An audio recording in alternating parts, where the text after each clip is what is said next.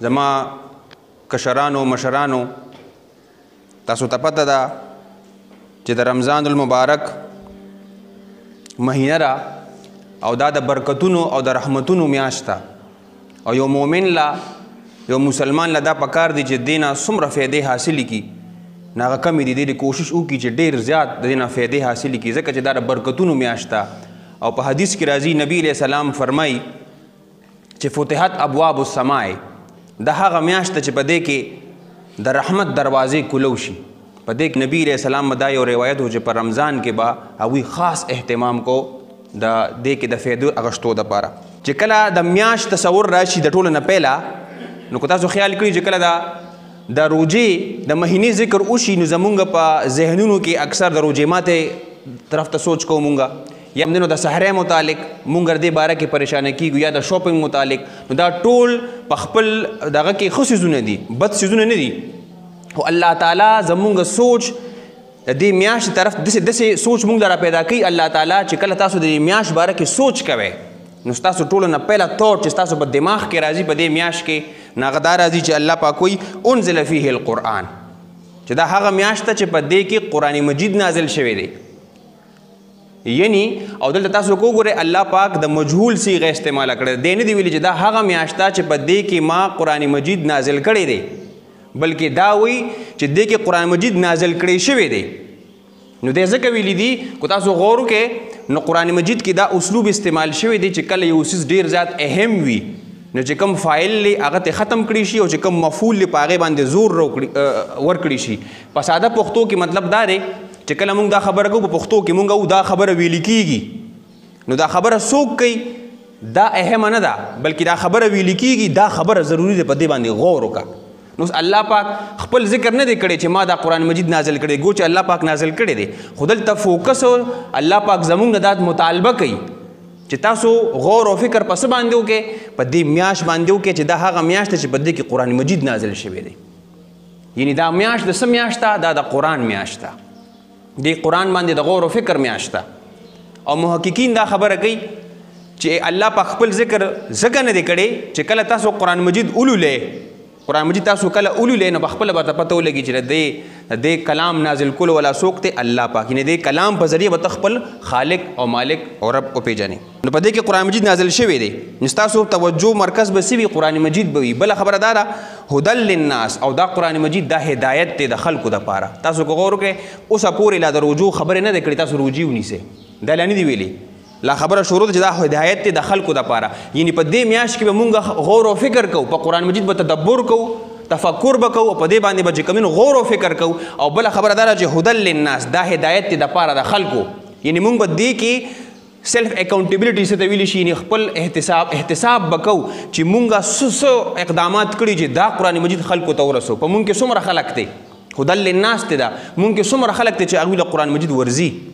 مونږ کې څومره خلک دی چې هغوی له قرآن مجید نه ورځي داسې خلک هم په مونږ کې شته او په امت کې شته چې هغوی له قرآن مجید په ناظره باندې نه ورځي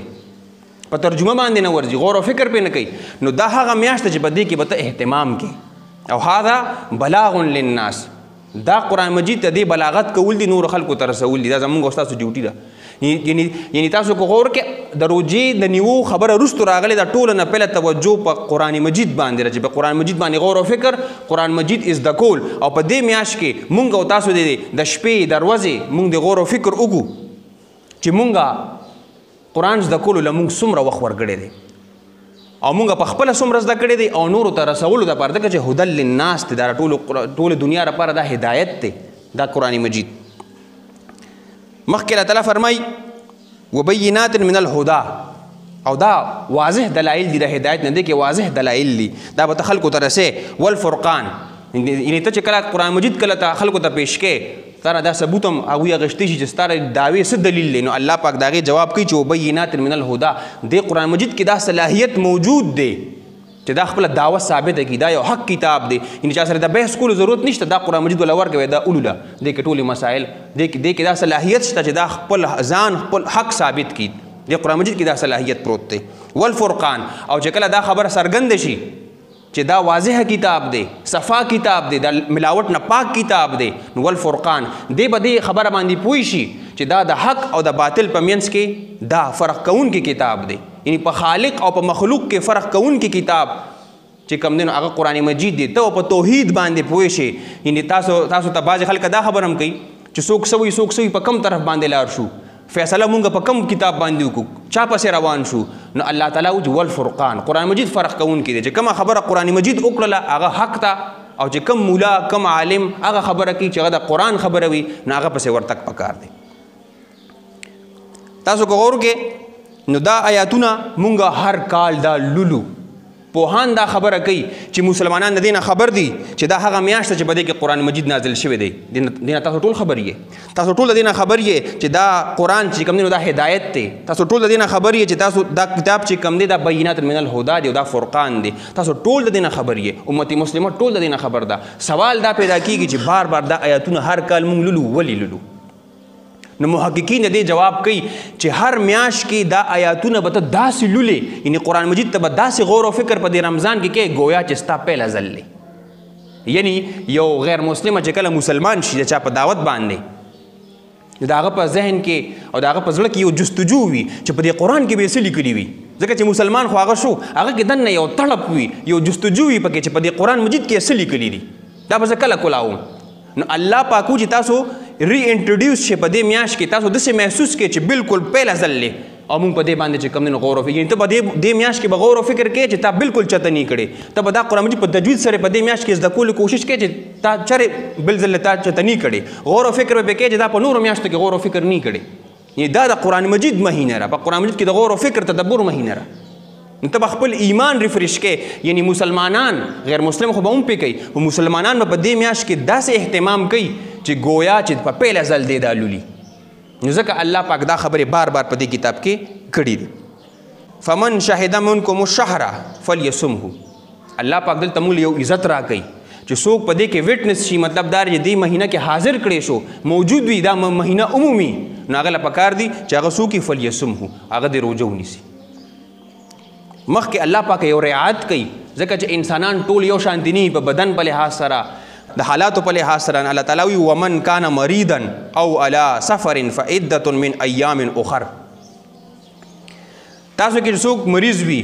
بیمار وي، د هغه بدن روغ نه وي یا په سفر کې وي، نو هغه د شمیر د نورو روزو نه پوره کړي. اور الله پاک موږ سره څومره مینه کوي، څومره رحمان الرحیم دی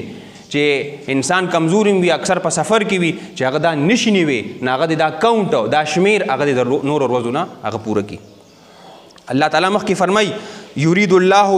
الله بکم اليسر ولا یرید بکم العسر. او دا ولی ور الله تعالی دومره غفور الرحیم دی، انتهایی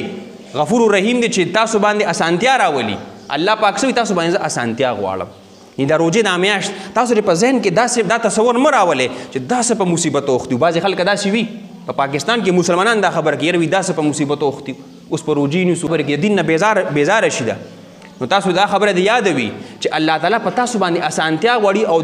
دا میاشت 30 ورځې یا 29 ورځې دا یو ټریننګ پروګرام دی. ګورئ یاد دی وي دا خبره. څه مطلب ټریننګ پروګرام دی؟ تعالی الله پاک تربیت درکوي، ستا الله پاک ټریننګ کوي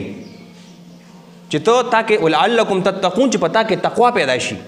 تاسو که غور او فکر وکړئ، پولیس کې یو سړی وي یا په آرمي کې یو سړی وي، دله ټریننګ ورکوي. تاسو خیال کړي وي که دله ټریننګ ورکوي چې په ریل لایف کې تا ته سخت حالات راشي، ته په هغې سره ته مخنیوي د هغې کولی شي. یعنی فرض کو زه ما ټریننګ نه کړی، زه جنګ نشم کولی، یا په یو ځای کې اور لګېدلی دی، زه هغه نشم مړ کولی، ما ته چل نه راځي. نو چې کوم خلک دا کار کوي، په پولیس کې وي، په آرمي کې وي، دوی له ټریننګ ورکوي چې جنگ به څنګه کې، ټوپک به څنګه چلې، مشکل حالات د باندې راغلل ته به هغه څنګه کې. نو دې چې کله ټریننګ صحیح طریقې سره وکړي، نو هغه حالات ورته ډېره زیات آسان شي.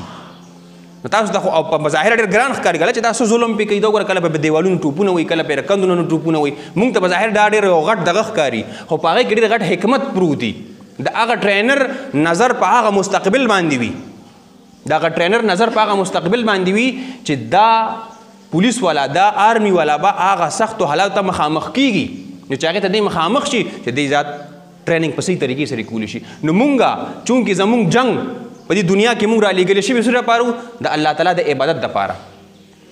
او زمونږ یو جنګ د شیطان سره. نو مونږ په دې میاشت کې الله پاک مونږ ټرین کوي لعلکم تتقون، چې په تاسو کې تقوا پیدا شي. یعنی عین ممکن را چې په کوجه کې ته په داسې حالاتو کې ته په سفر کې تا دلته روټۍ نه میلاویږي اوبه نه میلاویږي نو تا به ټریننګ کړي وي ته به هغه په اسانۍ سره هغه برداشت کولی شي تاکې به برداشت ډېر زیات وي ته به کولی شي هغه دغه بله خبره داره کوجه کې 3 غټ څیزونه زموږ نه الله پاک دا حرام کړي دي منې کړي خوراک سکاک او کوروالی الله پاک حرام کړي دي دا فزیکل څیزونه دي او بل طرف ته تقوا ده لعلکم تتقون تقوا په کوم ځای کې وي تقوا په زړه کې وي داسې ده تقوا په زړه کې دا څنګه پیدا کېږي تاسو دې ته غور وکړئ تقوا یو روحاني څیز دی سپیریچوال څیز دی روحاني څیز دی چې موږ یې نه وینو او دا خوراک سکاک دا موږ وینو نو موږ څنګه که تاسو خیال وکړئ چې د ګرمۍ ورځ وي او روژه وي یو روحاني کیفیت په انسان باندې طاری وي او هغه داسې چې ستا په مخ کې څوک اوبه څکي او ستا معده م غواړي او ته هغه ته ګورې تا ته به خپله معده دا آواز درکوي چې اوس که اوبه امری به راته وایي چې دا اوبه اوس که دننه راشه خو ته به دا آواز کوې چې دا اصغر دی د الله دپاره زه به روژه نیسم دننه ته بچ کې ته ځان بچ کې تقوا تا کې ورو پیدا کېږي ته هغې نه ځان بچ کې ستا په مخ کې څوک چرګ خوري او ته خو اوږې اوسه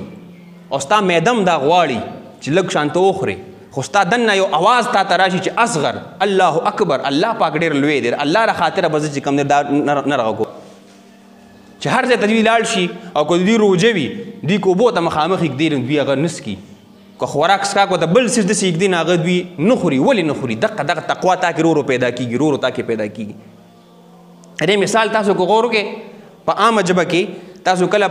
ګاډی چلوئ او ګاډی ته سپیډ کې ته روان یې خو که پولیس والا تا ولید ټریفک والا نو ته خپل مسلز ریلیکس کې چې هلکه اوس پر هله پرچه راکېږي غلط روان یم نو هغه کې دننه یو قسم له احساس پیدا کېږي یو تقوا وکې پیدا کېږي یعنی یو میاشت ته دا ټریننګ ته خپل بدن سره ستا بدن تا ته وایي چې دا اوبه وڅښه ستا بدن تا ته وایي چې دا روټۍ وخوره تا بدن تا ته دا وایي چې دا کوروالي خپلې ښځې سره وکړه دا تعلق قایم کا خو ته نه قایم یې تقوا ډیولپ کېږي ستا په زړه کې ورو دا ډیولپ کېږي نو ته چې ته تیار شي په دې مهینه کې څوک وګټي ستا جسم وګټي که ستا زړه وګټي جواب را لږ راکړې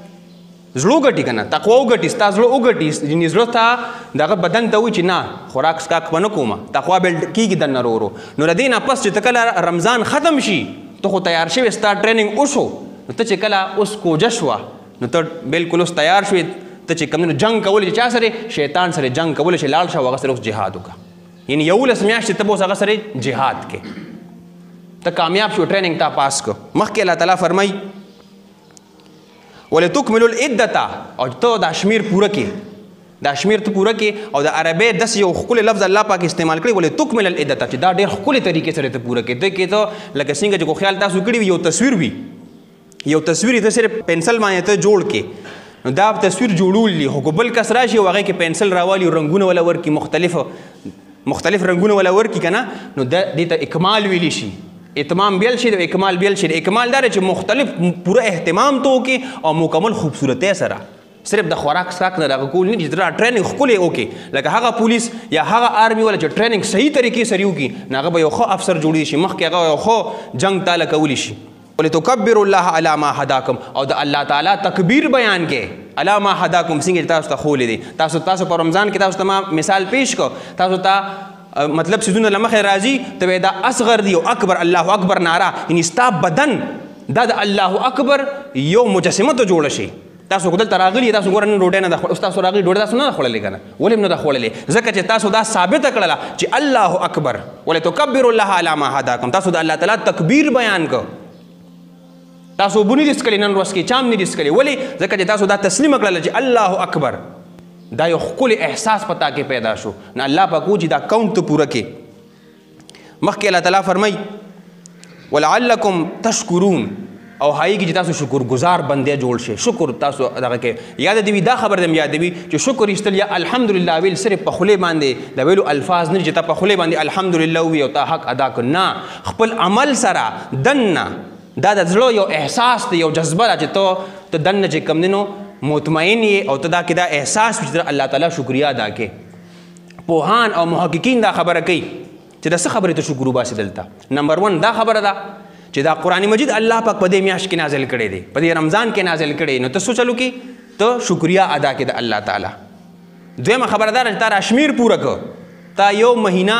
روجې ونیولې نو دا شمیر دی پوره کړه نو ته الله شکرګزار بنده جوړ شه او هغوی یو سوال بل کوي او ډېر اهم سوال دی چې تاسو وړاندې زه کېدم هغه سوال دا دی چې تاسو په دې باندې شکریا ادا کړئ چې الله تعالی دا قرآن مجید نازل که په دې میاشت کې د انسانیت تکلیف ختمولو دپاره الله پاک دا قرآن مجید نازل که. نو اوس خبره دا ده چې زه به اوس شکریا ادا کوم کله چې فرض کا ذوالفقار زما یو ورور دی دی ماله یو څیز راکړي فرق د خوراک څښاک یو څیز راکړي نو چې زه هغه ټیسټ کړم ویسه کړم او هغه ښکلې وي یا زه تجربه پې وکړم چې ښکلې وي نو زه د شکریا ادا کوم چې ذوالفقار وروره ستا ډېره زیاته مننه ډېره زیاته شکریا نو شکریا مې ادا کړل هسې به خو چا شکریا نه ادا کوم که نه نو چې چا دا قرآن ټیسټ کړی نه وي نو ته به شکریا څنګه ادا کړې تاسو په دې خبره پېښ شوې یعنی آغاز هم د قرآن نو شو او اختتام هم د دې آیت په قرآن باندې وشو چې تا یو څیز ټیسټ کړی نه دی تا پې تجربه نه ده کړې تا ویلې نه دی نو ته به الله تعالی شکریا را کمې خبرې ادا کړې چې الله ستا ډېر شکر چې ډېر زبردست کتاب دې نازل کړي تعریفونه خو ته کې خو تا ټیسټ کړی نه دی تاسو د داسې خوراک تعریف کوئ تاسو چې د داسې کس لیدلی دی هغه خوراک هغه تعریف کوي چې هغه ټیسټ کړی نه وي سکلی نه وي هېڅ چرې نه او که کوي تاسو به وایي چې دا ډېر بېوقوف دی هلکه خوراک یې لا سکلی نه دی او ډېر تعریفونه کوي د دې شربت یا د دې فروټ او ډېر تعریفونه یې کوي او سکلی یې نه وي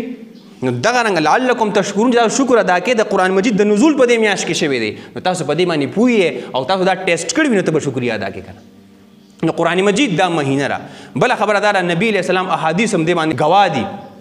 چا چې روژه ونیوله په ایمان سره او په احتساب سره یعنی دا میاشت داسې نه ده چې بس تا روژه ونیوله او خبره ختمه شوه یا تا ته څوک وي چې روژه دې ولې ونیوله ته وایې هلکه په محله کې حل چلو او خلکه بس لګي یاره اذانونه کېدل او بس د خلکو ته نه محرک به دا څیز نه ته مجبوره څه کړه چې ته روژه نیسې په دې کې نبي علیه السلام دوه خبرې کړي دي ډېرې ضروري خبرې دي ایمان و احتساب یعنی چې روژه ته نیسي چې د دې محرک زه ولې نیسم ځکه چې زما توحید ماته دا وایي زما ایمان ماته دا وایي د خلکو روجه چې حل چل خلک لګیا دي لکه راغونډ شوي دي یو ښکلې غونډه کې ماحول دی بس تم پکې روژه نیسې نه دا کنسپټ په ستا نه وي چې ستا توحید په دې خبره مجبوري رمضان ایمانا و احتسابا چې ایمان دې نه وي نو روژه دې فضول ده ګوره یاد دې وي او ایمان داسې چې هغه د شرک د ملاوټ نه پاک وي زمون خلکه ډېر زیات اهتمام کوي لکه روژه ده خو نبي علیه السلام فرمایي چې په دې روژه کې به ته د خپل توحید خیال هم ساتې دا تصور به دی وي چې کله د توحید تصور سره روژه نیسي دغه روژه انتهایی ښکلې ده او قابل قبول ده چې توحید پکې نه وي او توحید یو داسې ښکلی احساس دی خپل رب سره تاسو تصور نشئ کولی او توحید کې چې څومره خوند پروت دی توحید کې چې څومره میټاس پروت دی تاسو تصور نشئ کولی چې کم کس کې توحید وي هر چا نه یریږي نه هېڅ چا نه یریږي صرف د الله نه یریږي نو احتساب به دې کې په خپل ایمان باندې به غور و فکر کوي که زه ځان ته مؤمن ویم زه به هم غور و فکر وم چاته شرک خوراکي نشته دا غور و فکر به کوو نبي علیه السلام ایمان و احتساب ته به کښېنې لکه چې کله مونږ محفل جوړ کړو نو مونږ وویل لکه د ذوالفقار بچي داسې دي ذوالفقار داسې دی خو نبي علیه السلام وایي چې په دې روژه کې به ټولې خبرې پرېږده د خپل ځان فکر وکړه د ایمان چې مال الله پاک لاسونه راکړي دا زه څنګه استعمالوم احتساب وکړم ځان نه خپل تپوس وکړم غوږونه الله پاک راکړي دي احتساب وکړم تپوس وکړم د ځان نه تپوس وکړم او تاسو ته خپل ځان نه تپوس وکړئ تاسو ته به خپل ځان چې کوم دی به تاسو ته دروغ نه وایي چې دا څنګه استعمال کړي دي الله پاک تا مال خپې راکړي دي دا خپې ما ستا په مرضۍ استعمالي کړي دي کو نه دي استعمال کړي سترګې دې الله راکړي دي دا سترګې مې ستا په مرضۍ استعمال کړي دي کو نه دي استعمال کړي دې ته وایي احتساب قرآن مې زده کړی دی او که نه مې زده کړی دې ته وایي احتساب ټولې خبرې به پرېږدې نور به نه ډسکس کوې ځان به ډسکس کوې کو نارینه وي او کو زنانه وي نو کې به نو ځان لا او په ګریبان کې به سر ورکو او خپل سوچ په وکړو ځان سره به خبرې وکړو چې آیا ما هغه آخرت له څه کړي دي کو نه دي کړی توحید مې شته کو نشته دا غم فکر به کوو ورپسې نبي علیه السلام فرمایي یعنی ولاړتیا پکې وکړله څه مطلب د شپې دې ودرېده تهجد مونځ کوي تراویح کوي نفلونه کوي الله لری کوي او په هغې کې هم دا احساس لري چې ایمانا و احتسابا ګوره بیا توحید ده چې ځې ابازوله به راځي توحید نه خبره تاویږي هر څیز د دې ټول څیز مرکز سره توحید دی چې توحید دی نو هر څه دی چې توحید نشته نو هر څه تباه و برباد دي نو ته چې کله ودرېږې په هغې کې هم ته غور و فکر قرآن به په مزه به په هغې به غور و فکر کې د صحابو دا طریقه وه چې هغوی به ډېر زیات اهتمام دی لکو مونځ له به راتلل مونځ اهتمام به یې کوو او په هغه به داسې نه چې پریکټس به یې کوو نه غور و فکر احتساب ناس په یو هلته ناستې بل هلته ناستې دا صحابه کرام رضی الله تعالی عنهم اجمعین او غور و فکر به یې کوو نو د ځان باره کې به مونږ چې کوم دی نو پریشانه کېږو دا مجید به مونږ دې کې زده کوو او پوهان دا خبره کوي ډېره ضروري خبره آخري خبره کوم چې مونږ کې دننه مونږ چې کله مړ شو زمونږ نه یو څیز وځي بهر ته هغې ته څه ویلی شي؟ روح ورته وایي. او په قرآن مجید کې الله تعالی په دې خپل کتاب کې د قرآن مجید ته یو بل ټکي هم ویلی دی، روح یې ورته ویلی دی. نو پوهان دا خبره کوي چې الروح یفید الروح، روح له فایده ورکوي. ما کې دننه روح دی، ما کې دننه روح دی. نو دا قرآن مجید دا چې کله داسې راځي او دې روح سره ټکراویږي نو دې ته ویلی شي نورا علی نور. ته چې کله دا ته الله تعالی صحیح معرفت په توب پېژنې چې زه څوک یم، توحید څه شی دی، سنت څه شی دی، الله څوک دی. ته چې الله سره خبرې وکړې دا قرآن مجید دی. نو دا روح له فایده ورکوي. لکه تیل وي که نه، نور تیل دی ولرول نو ډېره ښه خبره شوه. اور لګېدلی دی یو ځای کې، دننه یو ځای کې اور لګېدلی دی، تا وله نور اور کېښودو نو هغه اور چې کوم دی دواړه یو بل مضبوطي وکړله او زیات شو، ډېره رڼا به پیدا کېږي. نو تا دننه ستا یو نور پروت دی. تاسو وګورئ یو بدماش دی 10 مړي یې کړي وي، تر هغه نه تپوس وکړي